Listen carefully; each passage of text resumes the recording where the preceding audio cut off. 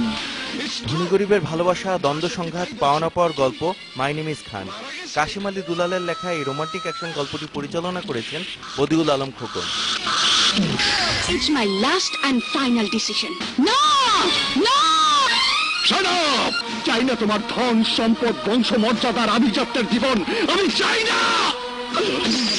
শারমিন জাহান চৌধুরী, শাকিব খান, অপু বিশ্বাস, মিশা সওদাগর ছাড়াও এই ছবিতে অভিনয় করেছেন প্রবীণ মিত্র, সাদিক বাচ্চু, রেহানা জলি, নূতন, আফজাল শরীফ, ইলিয়াস কোবরা সহ আরো অনেকে। এ ছবির গান লিখেছেন মনিরুজ্জামান মনির এবং সুর ও সঙ্গীত পরিচালনায় রয়েছেন আলী আকরাম শুভ।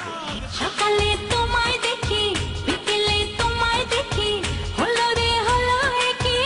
Good morning madam. অনন পিকচার্সের ব্যানারে নির্মিত এই ছবিটি প্রযোজনা করেছেন আহমেদ চৌধুরী শাওন।